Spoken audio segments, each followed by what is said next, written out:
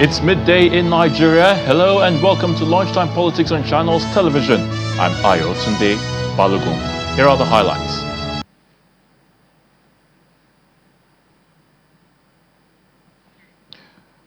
Federal Capital Territory High Court grants former CBN Governor Godwin Emefiele bail in the sum of 300 million naira, orders him to produce 2 sureties and like sum with certificates of occupancy and titles of properties within the Maitama district.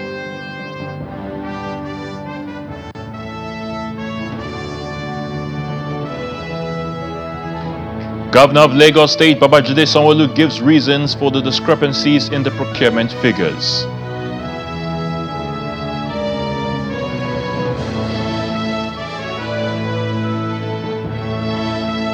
More drama ensues over the appeal court judgment in Kano State as parties give interpretations to certified true copy document.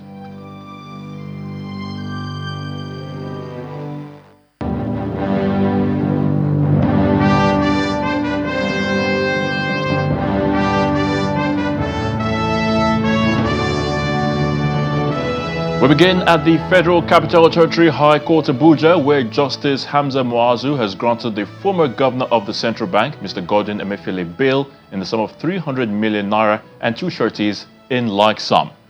Now, the sureties must have a CFO and titles of properties within the Maitama district. Mr. Emefiele must also deposit all his travel documents with the registrar of the court and remain within the Abuja Municipal Council. He is expected to remain in the Kuje Correctional Center pending when he meets the bail conditions. Last week, the federal government had arraigned Mr. Emefiele on a 6-count amended charge bordering on procurement of vehicles to the tune of 1.6 billion naira. He pleaded not guilty to the charges.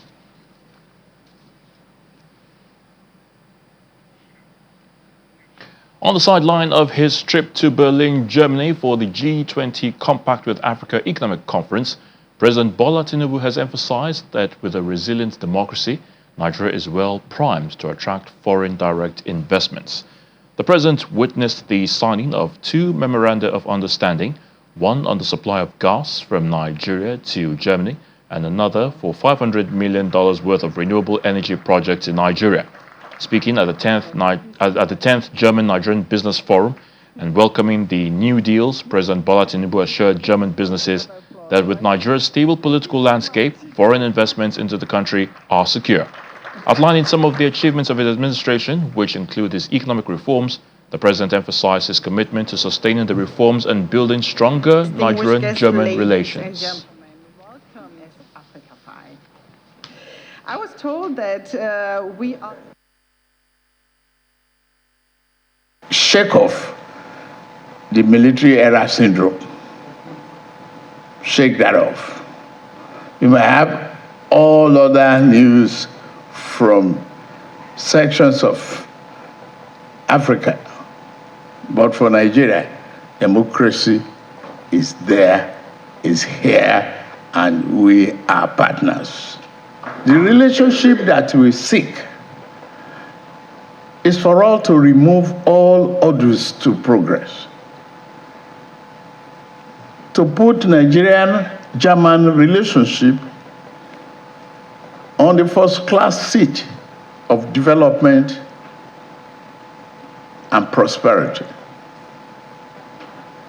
I know you seek no hurdles, you seek no delays. Yes, you might have experienced that in the past. My duty is to showcase few members of my team, assure you that I'm there, open door policy, whatever is the audio, believe it is gone unless I'm not aware of it. Any hurdle on your path, any obstacle that you've experienced in the past, believe it is gone unless I'm not aware of it.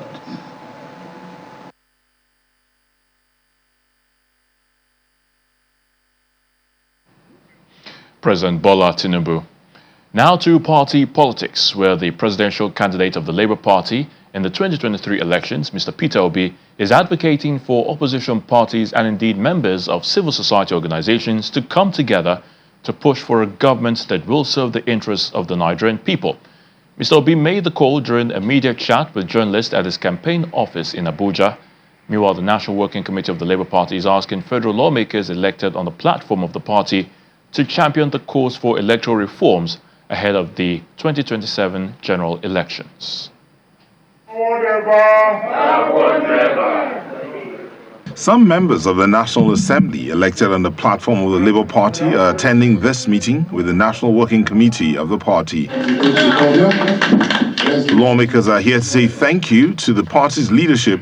However, the leadership has a major task for them to execute. Arising from the outcome, the election itself, the 2023 general election, the outcome, the processes leading to the election, the outcome of that election, the court processes, and all other variables put together, it is key that moving forward as a country, we need a holistic electoral reform of Nigeria. And I want to say that Labour Party, under our leadership, with your support and the support of every one of us, will be able to be the champion and lead Nigerian people towards that struggle. In a related development, the Labour Party presidential candidate, Mr. Peter Obi, along with some members of his campaign council, had a chat with journalists in Abuja. Mr. Obi is advocating that all opposition parties and members of civil society organizations come together and push for a government that will serve the interest of the Nigerian people. Our political compass is heading in the wrong direction. So there's a need for the parties to come together to be able to rescue the situation as it is today. He also speaks on his presidential ambition and the future. People are dying of hunger, and we're talking about the election. What happens in the next election? I've said this publicly. Peter Obi is not desperate to be Nigerian president and desperate to see Nigeria work. The Labour Party is considered a strong opposition in Nigeria, with some political watchers saying it could be a more formidable force to reckon with in 2027 if it goes into a merger with other political parties. In the meantime, the Lagos State Governor, Mr. Babajide Sanwo, has been speaking about the discrepancies raised about the procurement process in the state. Now, the governor, who spoke while commissioning the operational headquarters of the Lagos State Building Control Agency, says his administration will continue to value objective criticism, but then adds such criticism must be done with the intent of adding value to how things should be done better and not with malicious intentions. We appreciate criticism. We appreciate the fact that people can look at us in the face and say that you need to do well in this place. So we don't have a problem with the originator of an open letter with me. In fact, we like it, and we want to thank him. And that's to say that indeed, if it's a government that is transparent and is responsible, we should not shy away from criticism. But it's only when criticism is malicious, is unintended, and begins to misrepresent the truth, that's when there's a problem. And I'm sure that the officers in Lagos State, they've all come out to show that indeed you can make mistakes on some lines of item. I hear that there was a particular one in which an item was meant to be 2 million, it was written as 2 billion. Let me say that the website that we created is an Excel sheet website. And so if you know how Excel sheet works sometimes, indeed, if they are not monitoring very well, your numbers can indeed be extrapolated and they can be turned around. So for us, I want to say that I'm leading a team of dedicated public officers.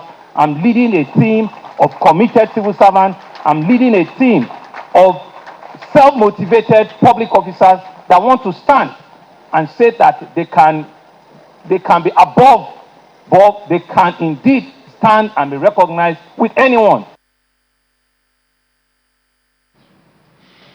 Now, there was a mild confusion in Kano State on Tuesday with the emergence of a certified true copy of the Court of Appeal judgment on the state governorship election. While the widely reported verdict of the court last Friday indicated that the appellate court upheld the decision of the tribunal, the petition tribunal that is, sacking Governor Abba Yusuf of the NNPP, the Attorney General, or according to the Attorney General and State Commissioner for Justice Haruna Issa Dederi, the CTC document of the judgment showed Abba Yusuf's victory at the poll was affirmed by the appeal court. All right, so joining us for this conversation is our guest, Ibrahim Garba Wala, who is the founder of Citizens Action to Take Back Nigeria. He joins us from our studios in Kano. It's great to have you on the program Lunchtime Politics. Thank you very much. Good afternoon, Nigerians. All right, so it appears there's some confusion over the appeal court judgment delivered orally on the Kano governorship election, as we understand differs from the judgment contained in the CTC documents, that the certified true copy, which actually affirmed the victory of Abba Yusuf of the NNPP as winner of the poll. What could be responsible for this? I mean, what's your reaction initially to this? Well, thank you so much for this opportunity. And let me say this is kind of confusing to Nigerians, to those of us that have been following keenly to celebrate what the courts have been, because known very well that the court is the last point of justice where every common man is hoping. And coming to get the judgment from pronouncement of the media, from the courtroom, was a different thing from the documents going around to show the world that who emerged victorious from the judgment. It's kind of confusing. Nigerians, especially from Kano, as I speak to you, there's a kind of a state of confusion where you wonder if truly something did not go wrong in a situation whereby you're expecting to get the judgment as it was written, but what was pronounced generally on the media is totally, completely different from what you have, the document going around the media. I believe Channels TV has a true certified copies of the judgment, and at the same time, even the APC itself and also the NNPP also have the true certified copies.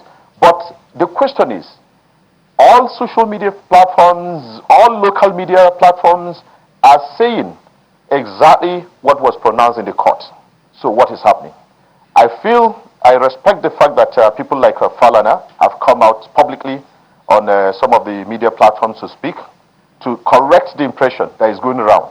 And we're not just commending the likes of Falana, we're also calling on INEC and at the same time the judiciary itself to actually avoid a situation of being ambiguous in passing information to the public, meaning there is something fishy that Nigerians need to. And not just Nigerians, Mr. President, who happens to be the, let me say, an advocate of unity government, if I quote and unquote. I can also speak about this same intention that he has to renew, like renewing the hope of Nigerians, to allow something like this to be going on under his own watchful eyes. Now, the reality is that we all understand that the Kano judgment, as we can see on the screen, is actually a judgment that's supposed to uphold the integrity of judiciary itself, a judgment that's supposed to give confidence to Nigerians, a judgment that's supposed to send signals to the fairness and to a new political atmosphere, especially if you look at what has happened some years back. So sincerely speaking, I think the media has a lot of responsibility to ask questions. It's more like a palace coup in a way, because what we're seeing from the pronouncement, we all know that the written document, it's much more evidence than what was said. So if that is what we have today, why is the media keeping quiet about this, especially the local media? Thank you, channels, for giving us opportunity to air this so that we can get the corrected version of the narrative that is out there. All right, so moving on, of course, you recall that, like you have said, pointed out that the three-member panel of the appeal court on Friday, that was on November the 17th, had dismissed the appeal filed by Governor Abba Yusuf on the basis of his membership status, and then subsequently affirmed the APC candidate, Nasiru, that's Gawuna, as the winner. But now, of course, the CTC indicates that the tribunal ruling that sacked Governor Yusuf be set aside. So what do you think will be the implication of this revelation, for both the NNPP and, of course, the APC? I'm asking this because it appears some people are even saying perhaps the NNPP will still have to head to the Supreme Court if the need arises, to get a proper interpretation of the CTC document, the judgment on the CTC document, knowing fully well that the APC may refuse to back down at this point. Yes, I think the implication of this is it has actually thrown both parties in a state of confusion, like I said. Now, to move forward, it is obvious that the media, let me say what was transmitted over the media, was about the judgment we had against the NNPP. But from the document which is obtainable, it is the NNPP that got the victory. Now, in that state, NNPP will not say they will not go to the Supreme Court. It's obvious that they have to, because based on what has been pronounced. But then, if you look at it, it might be an error or some sort of the drama actually reveals something so confusing. I'll repeat. Just imagine the same people that signed a document, right? The same court that released a document, a written document, and the same people coming out to tell the world differently. Now, I was wondering are we sure that somehow something is not playing out at the background? Maybe these people, it's just like in a case of a commissioner of police who's supposed to apprehend a culprit, and somehow his family has been kidnapped. Probably he's been held to ransom to say, if you ever do anything without doing this, then you know what is going to happen to you. I'm afraid something like that's played out. Because if the same people, the same court wrote this judgment, and now, from what we had, it's a different pronouncement, then we need to rush to find out about these judges. Find out about the judge. Are they in a good state of mind? Are they okay? Is there somehow a kind of hijack that has happened for this justice somewhere along the line? But nevertheless, I will conclude by saying that yes, it's obvious that NNPP must go to court, obey that. The Supreme Court, no matter the confusion, the Supreme Court will be there to uphold the judgment based on whatever principles of fairness and justice that's supposed to have been served, even from the lower court. That, I think, should happen. Indeed, all eyes on the judiciary. This must be really a trying time for them, of course, judging by the criticisms that they've had to endure over the past few weeks concerning the judgments in some of these elections in some of the states. Well, do you share the view that perhaps this initial judgment, that was read out, was meant to actually test the resolve of the electorate, the people who voted in favor of Governor Yusuf and, of course, the NNPP, only to back down because of perhaps a potential unrest which may be difficult to control if it breaks out? No. I think we all know that there are political actors along the line who somehow at the background doing their own bidding. They've turned the political space into a marketplace where different merchants and different merchandise trying to push their own agendas. And you definitely, we know what is happening in Kano in 2019 election. It has happened. The same party, two political parties together, actually had a head collusion whereby we've seen all the dramas that are unveiled. And we love the fact that NNPP actually maintained peace, because as of then, it was so glaring that the supporters of NNPP were saying, yeah, their justice was subverted in a way. And they endured and said, let's meet again in 2023. And they met. And what happened again? Look at what we're left with. Now, in that regard, what I'm trying to say is, in as much as we want to believe that the masses, the public, the voters have the right to vote, meaning we should respect their positions, their opinion. Because if we want to have a country where we can all call ours, everybody needs to sign, everybody needs to endorse this ownership of this country. And we do that every 4 years through elections. So if we're back, if the citizens are back to say, this is who we're voting for, or this is who we have voted, then we should allow such an individual to emerge. Because what the democracy is all about is about actually inclusive governance, inclusive institutions, inclusive, let's say, a system whereby everybody feels he belongs to that. Unlike what we've been seeing, imagine the insecurity situation in the country, imagine how the youths, the joblessness of the youths. Now, if we are creating an atmosphere of chaos, confusion, and people are saying, no, they don't care about the government, I think whoever is behind the scene that is playing this game should definitely be careful with that. Thank you. All right, our guest there, Mr. Ibrahim Garbawala, a social activist and, of course, founder of the Citizens Action to Take Back Nigeria from Kano. Thank you for your thoughts, of course, on the program. But we're still on this conversation, really. I'm now being joined by our other guest, Mr. Kayode Adilola, a senior advocate of Nigeria, who is also going to be sharing his thoughts on this situation as we see it in Kano State. Great to have you on this show this afternoon. Good afternoon. All right, so help us understand in detail, if you will, this development from the legal perspective. This, I'm sure, seems quite unprecedented, which calls to question the integrity of the judiciary. What's going on? Let me put it this way, very frankly.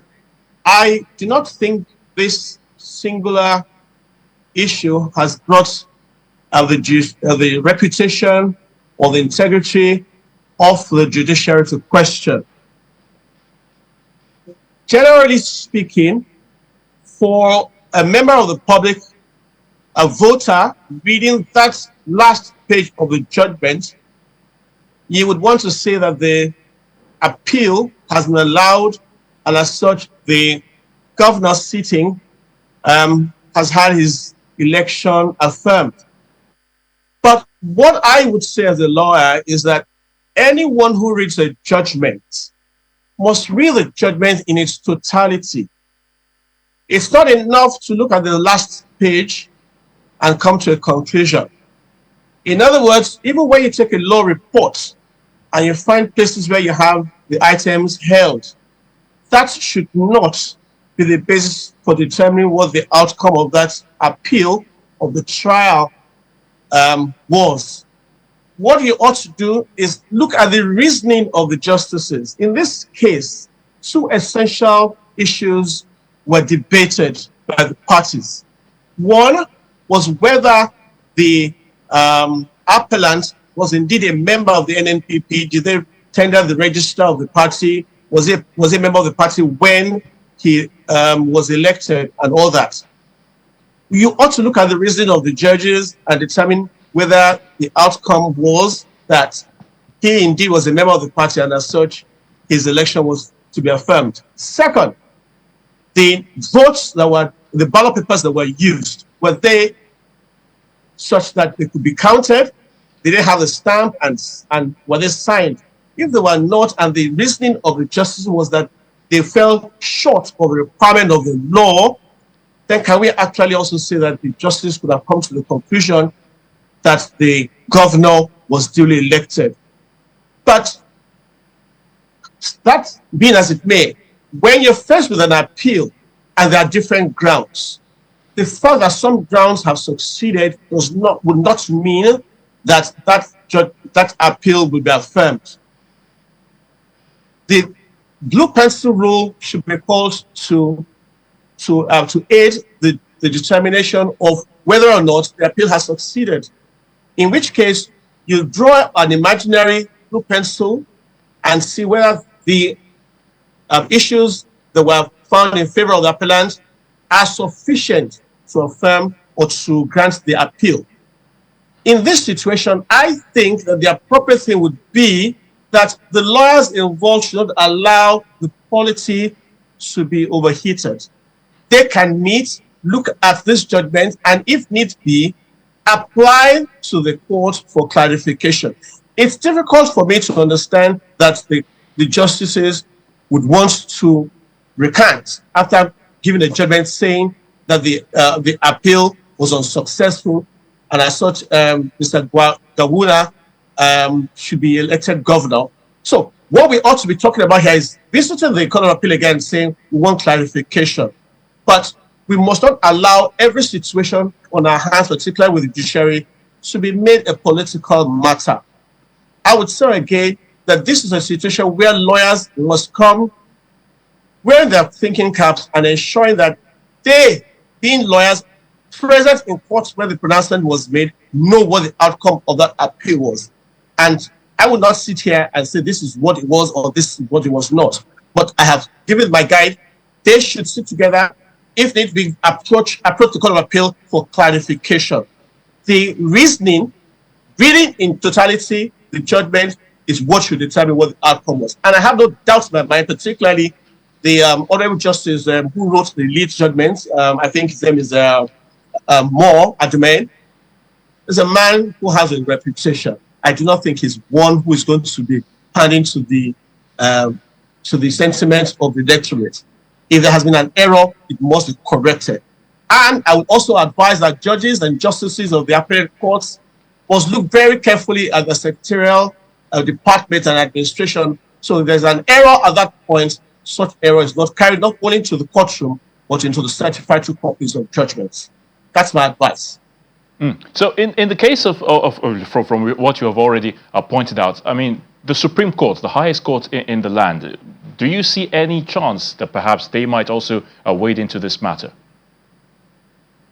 Well, if the matter is brought before them, and that's thankfully we have this the governorship election appeal, so they can still go to the Supreme Court. Either party can say, well, we believe that having come to this conclusion, or by the reasoning of the justice of the Court of Appeal, the conclusion that should have arrived at would have been this or that. The justice of the Supreme Court will have the benefit of looking at what has transpired from the tribunal to the Court of Appeal, and then they will determine the matter. I mean, one is grateful to God that we still have an opportunity, but believe me, I do not think that the Court of Appeal in this instance should be berated beyond the fact that I think there has been an error somewhere and it should be avoided in the future. Indeed, an error which should be avoided. But thank you so much, Mr. Kaide Adelola, Senior Advocate of Nigeria. We thank you for your thoughts on the issue, and thank you for joining us, of course, on Lunchtime Politics. Thank you. Now, following the re-election of Governor Hope Uzodinma as Governor of Imo State, leaders of the All Progressives Congress from Emi and Emekuku communities in Owerri North local government area have urged the governor to increase his momentum in his developmental agenda for the state and consolidate on the gains and achievements of his first tenure. Now, they made this known when they converged on Emekuku community to celebrate the victory of the governor in the November 11th off-cycle elections. Now, the leaders say they are optimistic that the re-election of Governor Uzodinma will bring the alleged politically motivated insecurity in the state to an end.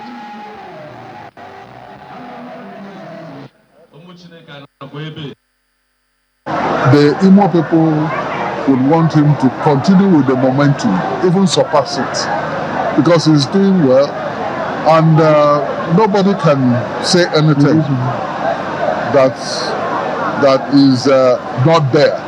He has shown Imo people that he has capacity. He has shown Imo people that he has their interests at heart. He has shown Imo people that he is a man that fears God. That he has shown Imo people that he's a man of equity. So all he needs to do is to continue at the pace he's coming from, probably increase it. And that's where we draw the curtain on the program. Many thanks for watching. I'm Ayotunde Balogun.